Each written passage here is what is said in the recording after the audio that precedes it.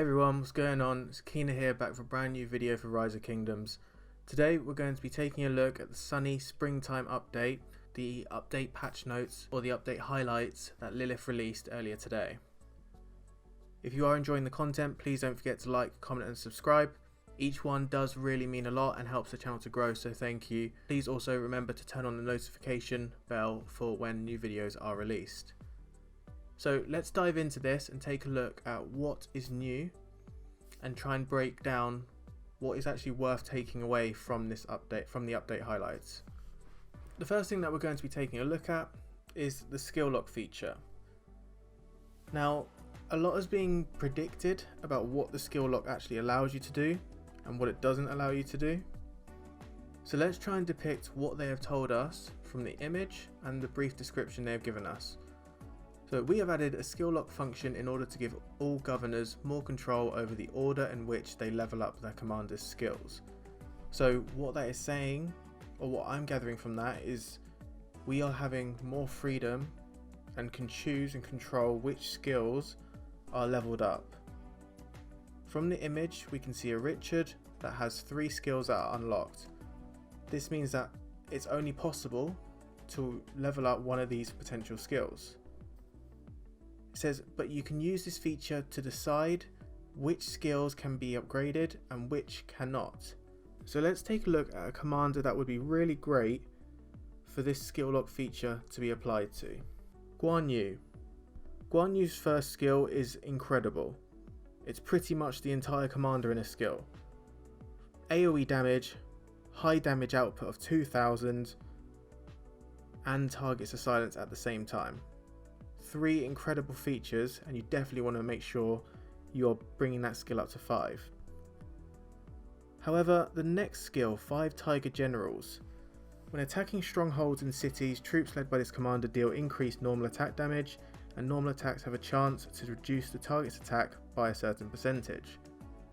Now, if you have got Guanyu purely for the open field, you may not be an infantry specialist, you may not have brilliant gear, but you like to use him on the open field because his first skill is just that good. And to be honest, I think everybody should be running Guan in the open field. So there's no need to upgrade this skill because you're not going to be attacking strongholds and cities. The only players that are going to be doing this are your rally leads and those that are incredibly specialised in infantry with legendary gear, VIP 17, the best stats possible. So with skill lock, it looks like, because if we take a look at the button that's hidden behind this little speech bubble, it says lock. So surely we can lock that skill to prevent any more going into it, which means we can have a 5-1-5-5 Guanyu, which is ideal because the expertise is decent. Whenever he gains a shield, he gains increased skill damage and has increased march speed when leaving a structure. But the chances of synergizing when Guanyu gets that shield is kind of dependent on whether you have Leonidas or not. Because by using Alex as a secondary, you're not going to get it, and the majority will probably have Alex over Leonidas. So a 5-1-5-5 Guanyu is immaculate, and that can save you 380 golden heads, similar to Saladin. And this is why this skill lock is so exciting. At the same time, within 2 days of the update, we will give all governors a limited number of skill reset items to ensure everyone can take advantage of this new function. We will be sending out a separate announcement with more specifics about this new function and these skill reset items, so keep an eye on your inbox. And the way the image has described it, resetting a commander's skill will refund that commander's skill points. These skill points can only be used on the same commander.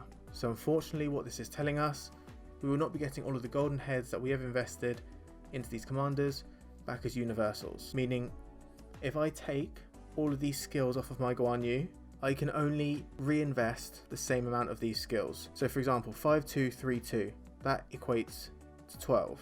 That means these 12 skills have to be reinvested into Guanyu.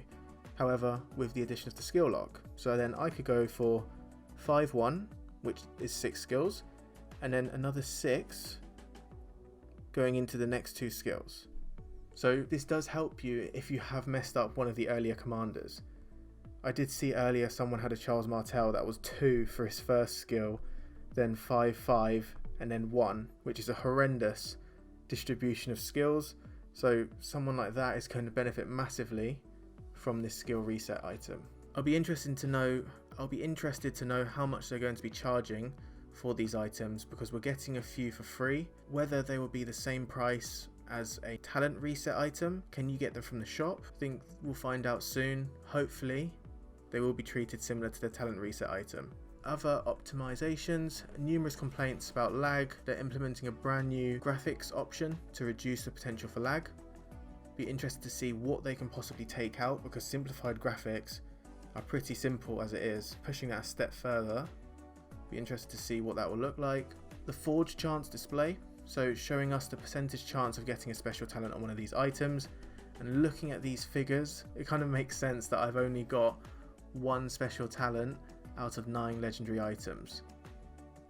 11% for your first chance is really small, and I think it's going to manage a lot of expectations. But at least a positive is your 5th forge is always going to be a special talent. However, there are not many people in this game that are going to reforge a legendary item 5 times.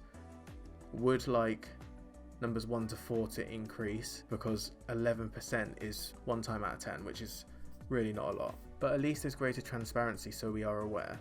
More commander support skills, this will be interesting, but it'll also mean those that have more commanders unlocked will have a greater advantage and a greater availability of skills to choose from. You can now view camp information in the Crusade event, cool.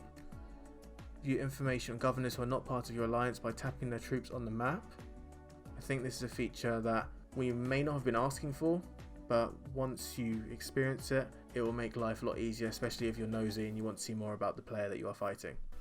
A notice has been added when your troops are being attacked but not fighting back. I think this is brilliant. There are many times when you may have to do something else, or you leave your iPad or your phone out and your troops are also out. Maybe you've just finished hitting barbarians and you've completely forgotten to bring them back. This will be a great reminder to hopefully make you aware that your troops are currently out, to bring them back home. The next thing is to allow governors to enjoy a wide variety of city themes. Active limited time themes will not expire when a new theme is used, and can be used again during its duration.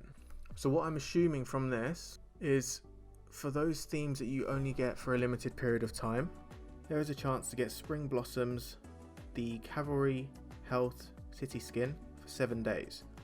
What I'm assuming this means is you can apply this skin, then usually if you were to apply a different or maybe permanent city skin, this duration will just expire. You won't have access to it. But now it will basically keep on a timer, so when you then go back to it, maybe it will have 6 days left, which is good if you want to preserve these limited time city skins. Next up, improve the calculation method for Imperial Kingdoms. Troops in the Hall of Heroes will now be returned at the end of Season of Conquest, regardless of whether or not a governor is online. Think, yeah, it's a nice quality of life update, keeps things fair. To ensure governors' basic gathering needs are met, we've added a siege unit zone in addition to the hospital, which will allow a number of siege units to be healed without impacting hospital capacity. I think from a previous patch note, an image got leaked that this is going to be only 50,000 troops. And once this side hospital has been filled with siege, then the siege will go into the main hospital. At least that's my understanding. This may be different. We'll keep an eye out and test it to see whether you will actually fill up your regular hospital with siege once your side hospital has been filled. But it's a good move in my opinion. It allows you to have more room for the troops that actually matter, preventing deaths. Added a new star characters feature to the character management screen. Governors can now more conveniently manage their multiple characters. I don't really think it's too necessary.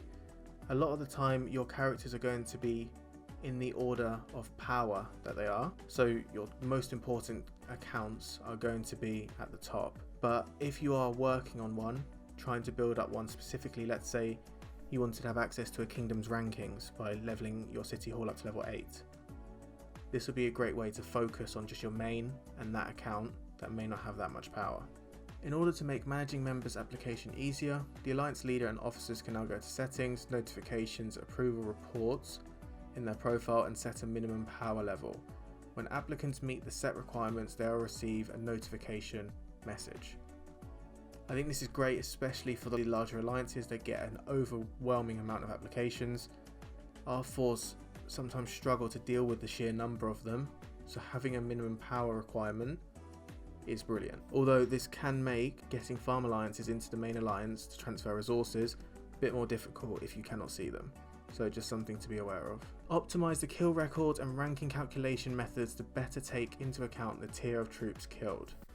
And they've given us an example of what it can look like. And I think this is an absolutely brilliant update because it minimizes the impacts and influence of T1 kills. Previously, you could look at an account, you could see they have 500 million kills. You think, wow, this is a real fighter. Then you click on their account, and their account actually has 450 million T1 kills, maybe a few million T2, Tier 3, 20 million T4, and maybe the rest T5. That account suddenly becomes a lot less appealing to a kingdom, especially in terms of recruitment. That many kills just means nothing, and I think the points will give a much quicker reflection of that. And the way they have done this is the following. If we use the stats they have given us, we can see that for every T5 kill you are given 20 points. For a T4 kill it's 10, for a T3 it's 4, T2 it's 2, and for a T1 it's only 0.2.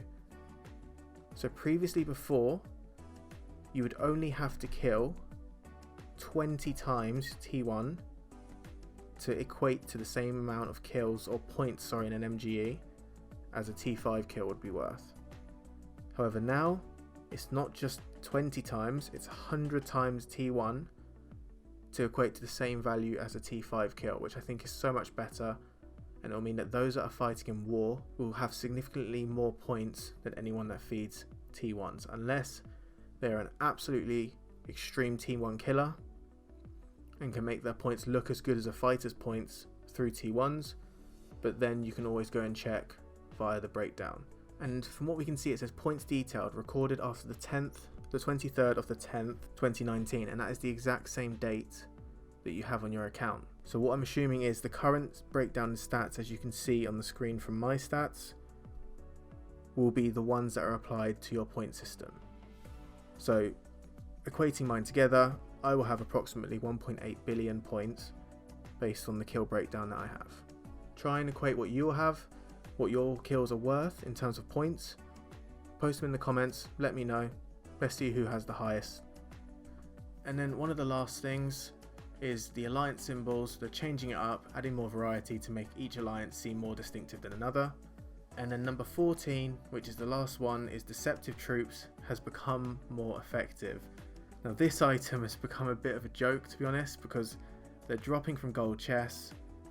Everyone has way more than they need to have, and it's very clear when someone is using deceptive troops compared to when they're not using it. The numbers just don't equate to their power level, and to be honest, it just makes zero difference. It'll be good they're changing the effect to add more uncertainty. So a lot of big updates are coming in this upcoming update. It's coming on Monday. We'll cover it as soon as it drops, go through each of the features, see if there's any new gear drops as well, because they did mention a few epic equipment pieces will be getting launched. So maybe that's coming in this update, might not come to another update, but it's all really exciting times. All of these updates are a positive for Rock going forward, skill lock especially, and the point system. Thank you very much for watching and listening. Don't forget to like the video, comment what your kill score would be, subscribe to the channel, and then turn the notification bell on for future videos. That's all from me. I'll catch you all in the next one.